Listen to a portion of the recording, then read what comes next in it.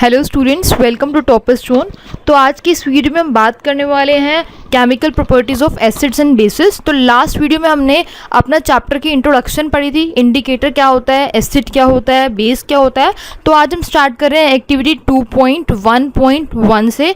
तो उससे पहले अगर आप हमारे चैनल पर नए हैं तो चैनल को सब्सक्राइब करें और बेल आइकन को जरूर प्रेस कर दें, जिससे आपको सारे अपडेट्स मिल सकें, और वीडियो को पूरा एंड तक देखें।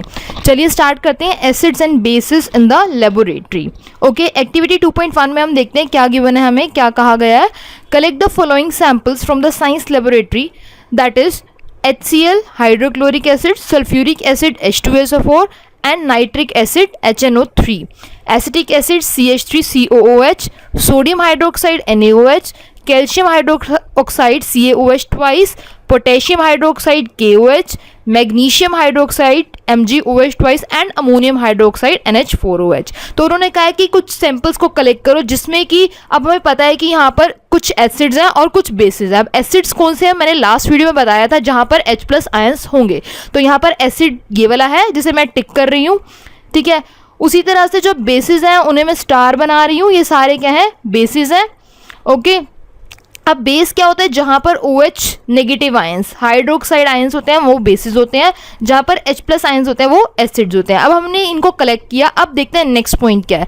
Put a drop of each of the above solution on a watch glass and test with a drop of following indicators. अब हमने इंडिकेटर के बारे में पढ़ा था कि जो इंडिकेटर अगर हम किसी भी चीज़ पर एसिड या बेस पर अप्लाई करते हैं तो उससे कलर चेंज हो जाता है, ठीक है। सो अब हमें देखना है कि इसको टेस्ट करना है कि इंडिकेटर से क्या इफेक्ट पड़ा है, एसिड और बेस को, मतलब एसिड और बेस पर डालने से क्या चेंजेस हुए हैं। So next point is what change in colour did you observe with the red litmus, blue litmus, phenolphthalein and methyl orange solutions for each of the solutions taken. तो अब हमें क्या करना है, हमें ये चीज़ें लेनी है, methyl orange, phenolphthalein, red litmus, blue litmus. तो इसके बाद देखना है कि एसिड और बेस का किस तरह से इफेक्ट पड़ा है। अब यहाँ पर एक टेबल गिवन है, तो हमें यहाँ पर ऑब्जर्वेशन जो है इस टेबल में लिखनी है, ठीक है। तो सबसे पहले हम क्या करेंगे, यहाँ पर आप देख सकते हैं कि हमने यहाँ पर टेबल के अंदर लिखना है एसिड, ठीक है, और नेक्स्ट लिखना है हमने बेस। ओके, यहाँ पर लिखा गया है red litmus, blue litmus, phenolphthalein solution और मिथाइल ऑरेंज सॉल्यूशन। तो हमें यही इस पॉइंट में क्या कहा गया था कि आपको रेड लिटमस पे इफेक्ट देखना है, ब्लू लिटमस पे, फिनोप्थिलिन पे और मिथाइल ऑरेंज पे। तो यहाँ पर जो रेड लिटमस और ब्लू लिटमस है वो एक नेचुरल इंडिकेटर का एग्जाम्पल है, ठीक है, और ये दोनों है सिंथेटिक इंडिकेटर का। तो हमें देखना है कि इस पर क्या इफेक्ट पड़ेगा। अब देखो, एसिड जो है वो क्या करता है, आपको लास्ट वीडियो में बताया था कि वो ब्लू लिटमस को रेड में कन्वर्ट कर देता है, ठीक है। तो रेड लिटमस पे एसिड का कोई इफेक्ट नहीं होता, ठीक है। ब्लू को वो किस में कन्वर्ट कर देता है, रेड में।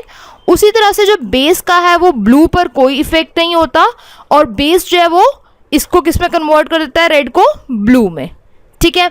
तो फिनोप्थिलिन देखते हैं। अब फिनोप्थिलिन पता होना चाहिए क्या होता है। फिनोप्थिलिन होता है एक कलरलेस लिक्विड होता है, ये आपको पता होना चाहिए क्या होता है, कलरलेस लिक्विड, ठीक है। अब मिथाइल ऑरेंज क्या होता है, ये एक सिंथेटिक इंडिकेटर होता है, ये ऑरेंज कलर का होता है सॉल्यूशन एक, ठीक है। अब हमें देखना है एसिड का फिनोप्थिलिन पे क्या इफेक्ट पड़ता है। अगर हम फिनोप्थिलिन के ऊपर एसिड डालते हैं तो ये कलरलेस हो जाता है, ठीक है,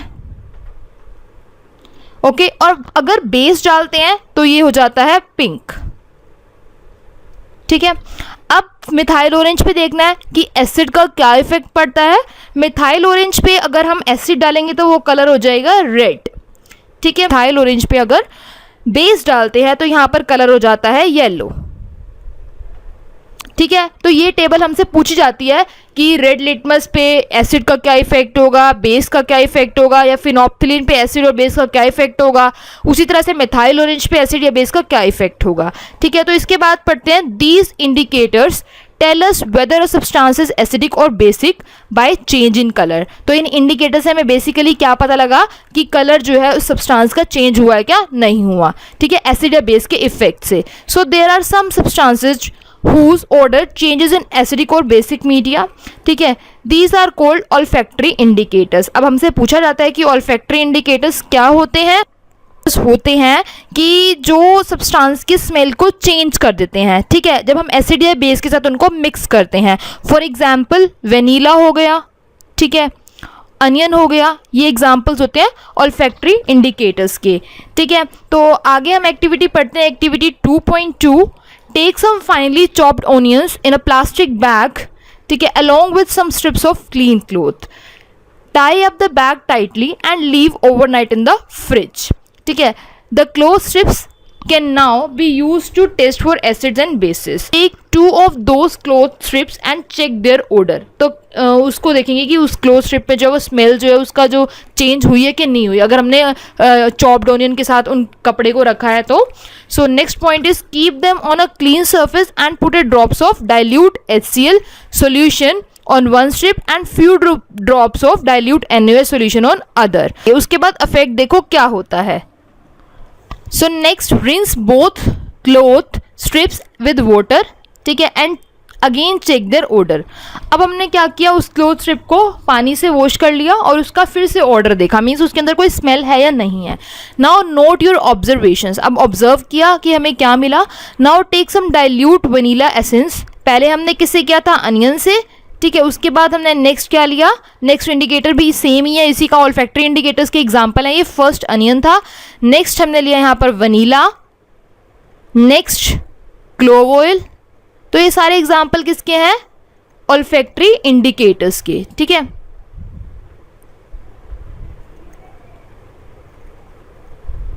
so now take some dilute vanilla essence and clove oil and check their odour, ठीक है। अब इसके बाद ये डालने के बाद उनकी स्मेल को चेक करेंगे। Now take some dilute HCl solution in one test tube and dilute NaOH solution in another, ठीक है। Add few drops of dilute vanilla essence to both the test tubes and shake well. Now check the odor once again and record changes in the odor. तो यहाँ पर हमें करना क्या है, एक बार वनीला पे हमने एसिड डाल के देखना है, अनियन पे डाल के देखना है, क्लोव ऑयल पे डाल के देखना है। सेम ही बेस के साथ प्रोसेस करना है कि बेस पे जो है ऑल्फैक्टरी इंडिकेटर्स का क्या इफेक्ट पड़ा, ठीक है। तो मतलब ये हमें चेक करना है ऑल्फैक्टरी इंडिकेटर्स पे जब हम एसिड या बेस डालते हैं तो क्या इफेक्ट पड़ता है, क्या चेंजेस आते हैं, ठीक है। So similarly test the change in the order of the clove oil, ठीक है। तो हमें इन तीनों के साथ सेम प्रोसीजर करना है, एसिड और बेस डाल के, और ऑब्जर्वेशंस को रिकॉर्ड करना है, ठीक है। तो मैं यहाँ पर आपको एक एग्जांपल की तरह एक टेबल बना के शो कर देती हूँ। सो यहाँ पर हम लिख लेते हैं कि जो वनीला एसेंस के ऊपर अगर हमने एसिड डाला या फिर हमने अनियन पे एसिड या बेस डाला तो क्या इफेक्ट हुआ, क्या चेंजेस हमने ऑब्जर्व किए हैं, ठीक है। तो यहाँ पर हम लिख लेते हैं इधर इस तरह से अनियन, ठीक है, और यहाँ लिख लेते हैं हम वेनीला एसेंस, और नेक्स्ट जो है वो क्लोव ऑयल, ठीक है। तो हम यहाँ पर ये तीनों के नाम लिख लिए हैं।